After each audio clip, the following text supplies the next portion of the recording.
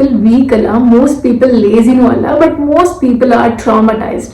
And ಈ ವಿಷಯ ಎಷ್ಟೋ ಸರಿ ಅವ್ರಿಗೆ ಗೊತ್ತಿರಲ್ಲ. And the scariest part is trauma ಯಾವಾಗಲೂ ಡ್ರಾಮ್ಯಾಟಿಕ್ ಆಗೇ ಇರಬೇಕು ಅಂತ ಏನಿಲ್ಲ. It could be like very common issues. May be ಒಂದು ಸಿಂಪಲ್ ಟೆಕ್ಸ್ಟ್ ಕಳ್ಸೋದಕ್ಕೂ ತುಂಬ ಓವರ್ ಥಿಂಕ್ ಮಾಡೋದು, ಅಥವಾ ರೆಸ್ಟ್ ತೊಗೊಳೋದಕ್ಕೂ ಗಿಲ್ಟಿ ಫೀಲ್ ಆಗೋದು, ಅಥವಾ ಒಬ್ಬರ ವಾಯ್ಸ್ ಟೋನ್ ಚೇಂಜ್ ಆಗಿದ ತಕ್ಷಣ ಪ್ಯಾನಿಕ್ ಆಗೋದು. It's like working hard but never feeling safe. ನೀವು ಇದನ್ನ ಪರ್ಸನಾಲಿಟಿ ಅಂತ ಕರಿಬೋದು, ಅಥವಾ may be I'm too sensitive ಅಂತ ಅನ್ಕೊಳ್ಬೋದು. But most of the times ನಿಮ್ಮ ಮೈಂಡ್ ಹೂತಾಕಕ್ಕೆ ಟ್ರೈ ಮಾಡ್ತಿರುವಂತಹ ಎಕ್ಸ್ಪೀರಿಯನ್ಸಸ್ಗೆ ನಿಮ್ಮ ಬಾಡಿ ರಿಯಾಕ್ಟ್ ಮಾಡ್ತಾ ಇರುತ್ತೆ. ಇದನ್ನೇ the book the body keeps the score by Bessel van der Kolk explain ಮಾಡುತ್ತೆ. ನಿಮ್ಮ ಮೈಂಡ್ ಹಳೆ ಎಕ್ಸ್ಪೀರಿಯನ್ಸಸ್ನ ಮರೆಯೋಕೆ ಟ್ರೈ ಮಾಡ್ತಾ ಇದ್ರು ನಿಮ್ಮ ಫಿಸಿಕಲ್ ಬಾಡಿ ಅದನ್ನ ನೆನಪಲ್ಲಿ ಇಟ್ಕೊಂಡಿರುತ್ತೆ ಅಂತ. ಅಂಡ್ ಎಲ್ಲಿವರೆಗೂ ನೀವು ಅದನ್ನ ಅರ್ಥ ಮಾಡ್ಕೊಳ್ಳಲ್ವೋ ಅಲ್ಲಿವರೆಗೂ ನೀವು ನಿಮ್ಮನ್ನ ಬ್ಲೈಂಡ್ಲಿ ಬ್ಲೇಮ್ ಮಾಡ್ಕೊಳ್ತಾ ಇರ್ತೀರಾ. ಸೊ ಇವತ್ತು ಈ ವಂಡರ್ಫುಲ್ ಬುಕ್ನ ನಿಮ್ಮ ರಿಯಲ್ ಲೈಫ್ಗೆ ಸೆನ್ಸ್ ಅನ್ಸೋ ರೀತಿ ಬ್ರೇಕ್ ಡೌನ್ ಮಾಡ್ತಾ ಇದ್ದೀನಿ. So watch the video till the end. And no, ಇದು ಸೈಕಾಲಜಿ ಕ್ಲಾಸ್ ಅಲ್ಲ, ಬಟ್ ಯುವರ್ ಲೈಫ್. ಈ ವಿಡಿಯೋನ ಒಂದು ಬಿಗ್ಗೆಸ್ಟ್ ಮಿಸ್ಅಂಡರ್ಸ್ಟ್ಯಾಂಡಿಂಗ್ ಅಂತ ಸ್ಟಾರ್ಟ್ ಮಾಡೋಣ. ಯೂಶಲಿ ನಾವು ಟ್ರಾಮಾ ಅಂದರೆ ಎಕ್ಸ್ಟ್ರೀಮ್ ಸಿಚುವೇಶನ್ಸ್ ಅಂತ ಅನ್ಕೊಳ್ತೀವಿ. ಮೇ ಬಿ ಫಿಸಿಕಲ್ ಅಬ್ಯೂಸ್ ಆಗಿರ್ಬೋದು, ಮೊಲೆಸ್ಟ್ ಆಗಿರ್ಬೋದು, ವಾರ್ ಸಿಚುವೇಶನ್ಸ್ ಆಗಿರ್ಬೋದು, ಅಥವಾ ಆಕ್ಸಿಡೆಂಟ್ಸ್ ಆಗಿರ್ಬೋದು. ಅಫ್ಕೋರ್ಸ್ ಇದೆಲ್ಲನೂ ಟ್ರಾಮ್ಯಾಟಿಕ್. ಆದರೆ ಈ ಬುಕ್ ಒಂದು ವಿಷಯನ ಕ್ಲಿಯರ್ ಮಾಡುತ್ತೆ. ಟ್ರಾಮಾ ಒಂದು ಈವೆಂಟ್ ಇಂದ ಡಿಫೈನ್ ಆಗಲ್ಲ, ಆದ್ರೆ ಆ ಈವೆಂಟ್ ಅಲ್ಲಿ ನೀವು ಎಷ್ಟು ಸೇಫ್ ಆಗಿದ್ರಿ ಅಥವಾ ಎಷ್ಟು ಲೋನ್ಲಿ ಆಗಿದ್ರಿ ಅನ್ನೋದ್ರ ಮೇಲೆ ಡಿಟರ್ಮೈನ್ ಆಗುತ್ತೆ ಅಂತ. ಈಗ ಇಬ್ರು ಮಕ್ಕಳು ಒಂದೇ ಮನೆಯಲ್ಲಿ ಒಂದೇ ಪೇರೆಂಟ್ಸ್ ಜೊತೆ ಬೆಳೆದಿರ್ಬೋದು. ಆದ್ರೆ ಒಂದು ಮಗು ತುಂಬಾ ಕಾನ್ಫಿಡೆಂಟ್ ಆಗಿರ್ಬೋದು, ಇನ್ನೊಂದು ಮಗು ಆಂಕ್ಷಿಯಸ್ ಅಥವಾ ಪೀಪಲ್ ಪ್ಲೀಸಿಂಗ್ ನೇಚರ್ ಇಂದ ಬೆಳೆದಿರ್ಬೋದು. But that doesn't mean that person or that child is weak ಅಂತ ಅಲ್ಲ. ಆದ್ರೆ ವರ್ಡ್ ತುಂಬಾ ಅನ್ಸೇಫ್, ತುಂಬಾ ಅನ್ಪ್ರೆಡಿಕ್ಟೇಬಲ್. ಸೊ ನಾನು ಯಾವಾಗ್ಲೂ ಅಲರ್ಟ್ ಆಗಿರ್ಬೇಕು ಅನ್ನೋದನ್ನ ಆ ಮಗು ಚೈಲ್ಡ್ಹುಡ್ ಇಂದಾನೆ ಕಲ್ತಿರ್ಬೋದು. ಅಂಡ್ ಟ್ರಾಮಾ ಬರೀ ಚೈಲ್ಡ್ಹುಡ್ ಮಾತ್ರ ಅಪ್ಲೈ ಆಗುತ್ತೆ ಅಂತ ಏನಿಲ್ಲ. ಮೇ ಬಿ ಅಡಲ್ಟ್ಹುಡ್ ಅಲ್ಲೂ ನಿಮ್ಗೆ ಕೆಲವು ಎಕ್ಸ್ಪೀರಿಯನ್ಸಸ್ ಆಗಿರ್ಬೋದು. It could B toxic relationships, ಅಥವಾ ಬಿಟ್ರೇಯಲ್, ಮೋಸ ಹೋಗಿರೋದಾಗಿರ್ಬೋದು, ಅಥವಾ ಯಾವಾಗಲೂ ನೀವು ಚೆನ್ನಾಗಿ ಪರ್ಫಾರ್ಮ್ ಮಾಡಲೇಬೇಕು ಅಂತ ನಿಮ್ಮ ಮೇಲೆ ಇದ್ದಂತಹ ಕಾನ್ಸ್ಟೆಂಟ್ ಪ್ರೆಷರ್ ಆಗಿರ್ಬೋದು, ಆರ್ ನಿಮ್ಮ ಪೇರೆಂಟ್ಸ್ ಮುಂದೆ ನಿಮ್ಮ ಎಮೋಷನ್ನ ಫ್ರೀ ಆಗಿ ಎಕ್ಸ್ಪ್ರೆಸ್ ಮಾಡ್ಕೊಳ್ಳುವಂತಹ ಒಂದು ಫ್ರೀಡಮ್ ಇಲ್ಲದೆ ಇರೋದಾಗಿರ್ಬೋದು. May be some of you evidently violent ಮನೆಗಳಲ್ಲಿ ಬೆಳೆದಿಲ್ಲದೆ ಇರಬಹುದು, ಆದರೆ emotionally unavailable parents or siblings ಜೊತೆ ಬೆಳೆದಿರ್ಬೋದು. ಇದು ಕೂಡ ನಿಮ್ಮ ನರ್ವಸ್ ಸಿಸ್ಟಮ್ನ ಶೇಪ್ ಮಾಡುತ್ತೆ. ಯೂಶಲಿ ಎಲ್ಲ ನಾರ್ಮಲ್ ಆಗಿದ್ರು, ಸೇಫ್ ಆಗಿದ್ರು, ನೀವು ಯಾವಾಗಲೂ ಏನೋ ಎಡ್ಜಲ್ಲಿದ್ದೀರಾ ಅಥವಾ ನಿಮ್ಮ ತಲೆ ಮೇಲೆ ಯಾವಾಗಲೂ ಕತ್ತಿ ತೂಗ್ತಾ ಇದೆ ಅಂತ ನಿಮಗೆ ಫೀಲ್ ಆಗ್ತಿರ್ಬೋದು. ಇಫ್ ಎಸ್, ಇದು ರ್ಯಾಂಡಮ್ ಥಾಟ್ಸ್ ಅಲ್ಲ, ಬಟ್ ಸ್ಟೋರ್ಡ್ ಅಲರ್ಟ್ನೆಸ್. ನಾನು ಕೂಡ ಯೂಶಲಿ ಚೆನ್ನಾಗಿ ಎಂಥ ಒಳ್ಳೆ ನಿದ್ರೆಲಿದ್ರು ಒಂದು ಚಿಕ್ಕ ಸೌಂಡ್ ಆದ್ರೂ ಟಕ್ ಅಂತ ಎಚ್ಚರ ಆಗ್ಬಿಡುತ್ತೆ. ಬಟ್ ನಾನು ಯೂಶಲಿ ತಮಾಷೆ ಮಾಡ್ತಾ ಇರ್ತೀನಿ, ನಮ್ದು ರಾಜವಂಶ, ಅದಕ್ಕೆ ನಿದ್ರೆಲ್ಲೂ ನಾನು ಅಷ್ಟು ಅಲರ್ಟ್ ಆಗಿರ್ತೀನಿ ಅಂತ. But that could be a trauma. But ಇದ್ರ ಹಿಂದೆ ಇರುವಂತಹ ರೀಸನ್ ಏನು ಅಂತ ನನಗೂ ಇನ್ನೂ ಅರ್ಥ ಆಗಿಲ್ಲ. ಈಗ let's get into a fascinating section. ಈ ಬುಕ್ ಹೇಳೋ ಪ್ರಕಾರ ಟ್ರಾಮಾ ಲಿಟ್ರಲಿ ನಮ್ಮ ಬ್ರೈನ್ ಫಂಕ್ಷನಿಂಗ್ ನ ಚೇಂಜ್ ಮಾಡುತ್ತೆ. ಇದರಿಂದ 3 ಶಿಫ್ಟ್ಸ್ ಆಗುತ್ತಂತೆ. ಒಂದು, ನಮ್ಮ ಬ್ರೈನ್ ಅಲ್ಲಿ ಫಿಯರ್ ಸೆಂಟರ್ ಓವರ್ ಆಕ್ಟಿವ್ ಆಗುತ್ತೆ. ನಮ್ಮ ಬ್ರೈನ್ ಡೇಂಜರ್ನ ಡಿಟೆಕ್ಟ್ ಮಾಡೋದ್ರಲ್ಲಿ ಎಕ್ಸ್ಟ್ರೀಮ್ಲಿ ಆಕ್ಟಿವ್ ಆಗುತ್ತೆ ಅಂತ. ಸೊ ಇದ್ರಲ್ಲಿ ಪ್ರಾಬ್ಲಮ್ ಏನು ಅಂತ ನೀವು ಅನ್ಕೊಳ್ತಾ ಇರ್ಬೋದು. ಜಸ್ಟ್ ಇಮ್ಯಾಜಿನ್, ಎಲ್ಲಾನು ಸೇಫ್ ಆಗಿದೆ, ಆರಾಮಾಗಿದೆ ಅಂತ ಅಂದ್ರೂ ದೇರ್ ಇಸ್ ಸಮ್ ಇಶ್ಯೂ, ಏನೋ ಡೇಂಜರ್ ಇದೆ ಅಂತ ಯಾವಾಗಲೂ ಕಾನ್ಸ್ಟೆಂಟ್ ಆಗಿ ನಿಮ್ಮ ಬ್ರೈನ್ ಸರ್ಚ್ ಮಾಡ್ತಾನೆ ಇರುತ್ತೆ. So you can be at peace at all. ಎರಡನೇದು, ತುಂಬಾ ಸ್ಟ್ರೆಸ್ ಆದಾಗ ಲಾಜಿಕಲಿ ಯೋಚನೆ ಮಾಡುವಂತಹ ನಿಮ್ಮ ಬ್ರೈನಿನ ಪಾರ್ಟ್ ಶಟ್ ಡೌನ್ ಆಗೋಗುತ್ತೆ. ಅದಕ್ಕೆ ಆರ್ಗ್ಯುಮೆಂಟ್ಸ್ ಆದಾಗ ಬಾಯಿಗೆ ಬಂದಾಗ ಏನೇನೋ ಮಾತಾಡ್ಬಿಟ್ಟು ಆಮೇಲೆ ರಿಗ್ರೆಟ್ ಮಾಡ್ಕೊಳ್ಳೋದು. ಯಾಕಂದ್ರೆ ಆರ್ಗ್ಯುಮೆಂಟ್ ಆಗುವಾಗ ನಿಮ್ಮ ಸರ್ವೈವಲ್ ಬ್ರೈನ್ ಚಾರ್ಜ್ ತಗೊಂಡಿರುತ್ತೆ. ಮೂರನೇದು, ನಿಮ್ಮ ಬಾಡಿ ಕೂಡ ಯಾವಾಗಲೂ ಫೈಟ್ ಆರ್ ಫ್ಲೈಟ್ ಮೋಡ್ ಅಲ್ಲೇ ಇರುತ್ತೆ. ಸೊ ಈ 3 ಶಿಫ್ಟ್ಸ್ ಇಂದ you experience fast heart beat, tight chest, digestive issues, sleep problems, fatigue, ಇದೆಲ್ಲ. And you think something is wrong with you ಅಂತ. ನಾನು ಆಗ್ಲೇ ಹೇಳಿದಾಗೆ ಟ್ರಾಮಾ ಬಿಹೇವಿಯರ್ಸ್ ತುಂಬಾ ಡ್ರಾಮ್ಯಾಟಿಕ್ ಆಗಿ ಅಥವಾ ತುಂಬಾ ಸ್ಕ್ರೀಮಿಂಗ್ ಆಗಿರಲ್ಲ. It could be like very usual behaviour, every day behaviour ಅಂತ ಇರ್ಬೋದು. It looks like perfectionism, over achieving, ಯಾರ ಹತ್ರನೂ ಹೆಲ್ಪ್ ಕೇಳದೆ ಇರೋದು, ಪೀಪಲ್ ಪ್ಲೀಸಿಂಗ್, ಅಥವಾ ನಾನು ಎಲ್ಲಿ ಇನ್ನೊಬ್ರನ್ನ ಡಿಸಪಾಯಿಂಟ್ ಮಾಡ್ಬಿಡ್ತೀನೋ ಅನ್ನೋ ಕಾನ್ಸ್ಟೆಂಟ್ ಫಿಯರ್ ಅಲ್ಲಿ ಬದುಕೋದು, ರೆಸ್ಟ್ ತಗೊಳ್ಳೋದಕ್ಕೆ ಅನ್ಕಂಫರ್ಟೇಬಲ್ ಆಗಿ ಫೀಲ್ ಆಗೋದು, ಅಥವಾ ಕಾನ್ಸ್ಟೆಂಟ್ ಆಗಿ ಹಸಲ್ ಮಾಡ್ತಾನೆ ಇರಬೇಕು ಅಂತ ಅನ್ಕೊಳ್ಳೋದು. ಇದರಲ್ಲಿ ಎಷ್ಟೋ ಕ್ವಾಲಿಟೀಸ್ ನಾನು ನನ್ನ ಬಗ್ಗೆನೇ ಹೇಳ್ತಿದ್ದೀನಿ ಅಂತ ಅನ್ಸುತ್ತೆ. ಅಂಡ್ ಆಲ್ಸೋ ಇದರಲ್ಲಿ ಕೆಲವು ಕ್ವಾಲಿಟೀಸ್ ನಾವು ಅನ್ಕೊಳ್ಬೋದು ತುಂಬಾ ಪಾಸಿಟಿವ್ ಆರ್ ವೆರಿ ಆಂಬಿಷಿಯಸ್ ಅಂತ. But there is a hidden trauma behind it. And ಎಷ್ಟೋ ಸ್ಟ್ರಾಂಗ್ ಪೀಪಲ್ ಅಲ್ಲೂ ಈ ಕೆಲವು ಕ್ವಾಲಿಟೀಸ್ ಇರುತ್ತೆ, ಬಟ್ ಅವರು ಅದ್ರ ಜೊತೆ ಸೈಲೆಂಟ್ ಆಗಿ ಸರ್ವೈವ್ ಆಗೋದನ್ನ ಕಲ್ತಿರ್ತಾರೆ. ಈ ಕ್ವಾಲಿಟೀಸ್ ಇರೋ ಕೆಲವರು ಏನ್ ಯೋಚನೆ ಮಾಡ್ಬೋದು, ಮೇ ಬಿ ಅವ್ರ ಪ್ರಕಾರ ನಾನು ಚೆನ್ನಾಗಿ ಪರ್ಫಾರ್ಮ್ ಮಾಡಿದ್ರೆ ನನ್ನ ಯಾರು ರಿಜೆಕ್ಟ್ ಮಾಡಲ್ಲ, ಅಥವಾ ನಾನು ಇನ್ನೊಬ್ರಿಗೆ ಎದುರುವಾದ ಮಾಡಿಲ್ಲ ಅಂದ್ರೆ, ನನ್ನ ಒಪಿನಿಯನ್ ನಾನು ಇಂಡಿಪೆಂಡೆಂಟ್ ಆಗಿ ಎಕ್ಸ್ಪ್ರೆಸ್ ಮಾಡ್ಕೊಳ್ದೆ ಅವ್ರು ಏನ್ ಹೇಳ್ತಾರೋ ಅದನ್ನ ಸುಮ್ಮನೆ ಒಪ್ಕೊಂಡ್ಬಿಟ್ರೆ ಎಲ್ಲರೂ ನನ್ನನ್ನ ಇಷ್ಟಪಡ್ತಾರೆ ಅಂತ. ಆಲ್ಸೋ ತುಂಬಾ ಜನ ದೊಡ್ಡವರು ಹೇಳಿರೋದನ್ನ ನಾವು ಕೇಳಿರ್ತೀವಿ ಅಥವಾ ಕೇಳ್ತಾನೆ ಇರ್ತೀವಿ.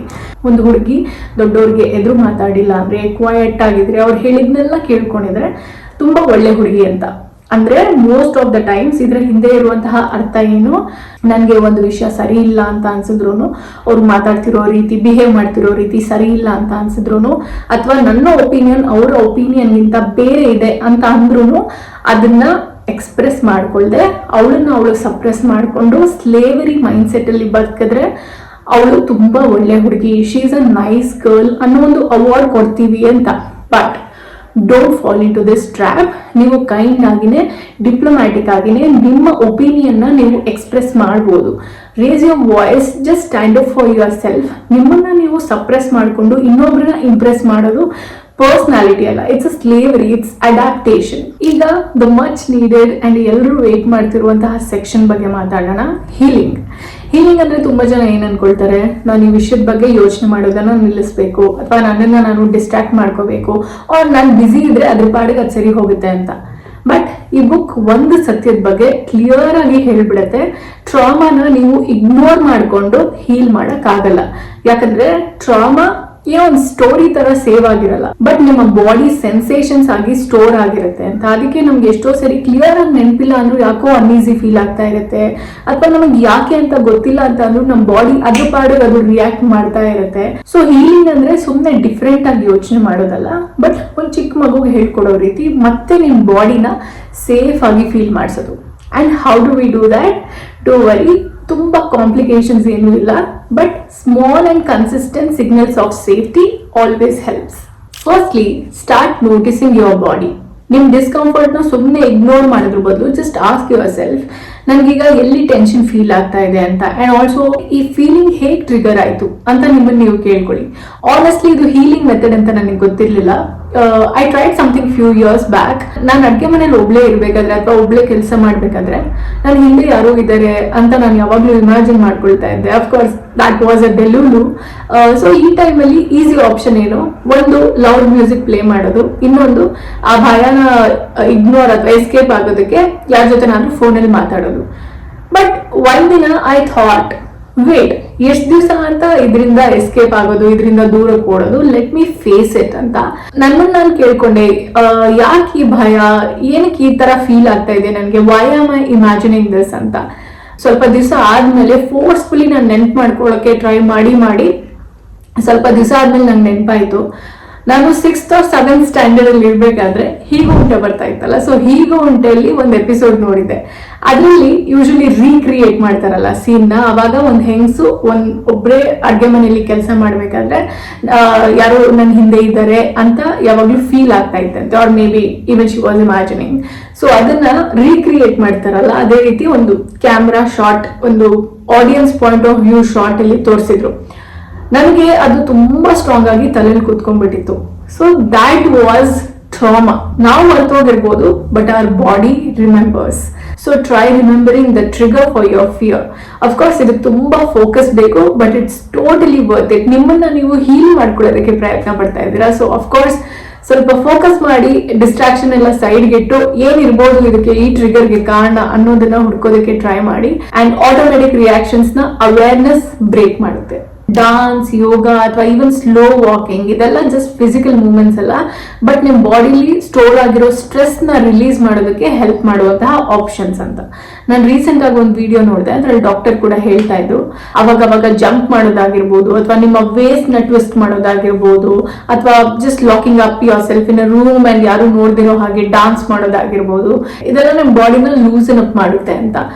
ಫಿಂಗರ್ಸ್ ಅಥವಾ ಫಿಸ್ಟ್ ನ ತುಂಬಾ ಟೈಟ್ ಆಗಿ ಇಟ್ಕೊಳ್ಳೋದು, ಅಥವಾ ನಿಮ್ಮ ಜಾ ಅಥವಾ ನಿಮ್ಮ ದೌಡೆನ ಟೈಟ್ ಆಗಿ ಕ್ಲೆಂಚ್ ಮಾಡೋದು, ಮಸಲ್ ಸ್ಟಿಫ್ನೆಸ್, ಇದೆಲ್ಲ ಆಂಗ್ಸೈಟಿ ಅಥವಾ ಪಾಸ್ಟ್ ಟ್ರಾಮಾ ಎಫೆಕ್ಟ್ಸ್ ಆಗಿರುತ್ತೆ. ಸೊ ಮೊದಲು ನಾವು ನಮ್ಮ ಬಾಡಿನ ರಿಲ್ಯಾಕ್ಸ್ ಮಾಡ್ಕೋಬೇಕು. ರಿಲ್ಯಾಕ್ಸ್ ಮಾಡ್ಕೊಳ್ಳೋದಕ್ಕೆ ಈ ಫಿಸಿಕಲ್ ಮೂವ್ಮೆಂಟ್ಸ್ ಹೆಲ್ಪ್ ಮಾಡುತ್ತೆ. ನಿಮ್ಗೆ ಸೇಫ್ ಅನ್ಸೋರ್ ಜೊತೆ ಟೈಮ್ ಟೈಮ್ ಸ್ಪೆಂಡ್ ಮಾಡೋದು. Maybe one genuine or non judgemental conversation ಅವ್ರ ಜೊತೆ ನೀವು 100 ಮೋಟಿವೇಶನಲ್ ವಿಡಿಯೋಸ್ ನೋಡೋದಕ್ಕಿಂತನೂ ತುಂಬಾ ಜಾಸ್ತಿ ಅವ್ರು ಬೇಗ ಹೀಲ್ ಮಾಡುತ್ತೆ ಅಂತ. ಬಿಕಾಸ್ ಇದರಿಂದ ಈ ಎಕ್ಸ್ಪೀರಿಯನ್ಸ್ ಇಂದ ನಿಮ್ ಬಾಡಿ ಒಂದು ವಿಷಯನ ಕಲಿಯುತ್ತೆ. ಮೇ ಬಿ ವರ್ಡ್ ಅಷ್ಟೊಂದು ಅನ್ಕೈಂಡ್ ಅಲ್ಲ, ಅನ್ಫೇರ್ ಅಲ್ಲ, there are kind people too, ನಾನು ಅವ್ರ ಮೇಲೆ ರಿಲೈ ಆಗ್ಬೋದು, ನನ್ನ ಎಮೋಷನ್ ನ ಫ್ರೀ ಆಗಿ ಎಕ್ಸ್ಪ್ರೆಸ್ ಮಾಡ್ಕೊಳ್ಬಹುದು ಅನ್ನೋದನ್ನ ಕಲಿಯುತ್ತೆ.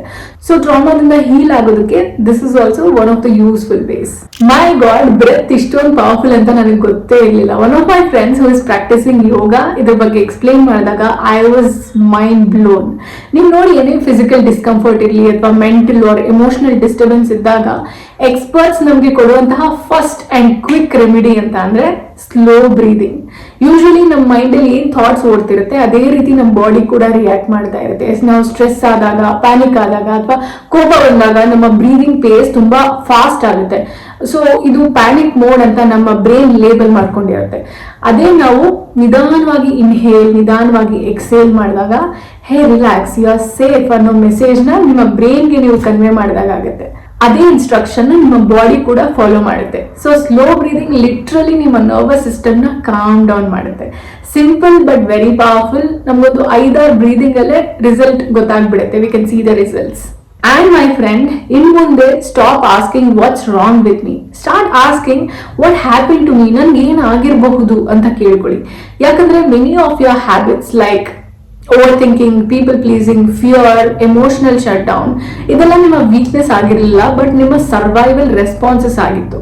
ನಿಮ್ಗೆ ಇದ್ದಂತಹ ಅವೇರ್ನೆಸ್ ಅಲ್ಲಿ ಆ ಮೂಮೆಂಟ್ ಅಲ್ಲಿ ನೀವು ಏನ್ ಮಾಡ್ಬೋದಾಗಿತ್ತೋ ಅದನ್ನ ನೀವು ಮಾಡಿದೀರಾ. And that deserves your understanding, not your judgement, right?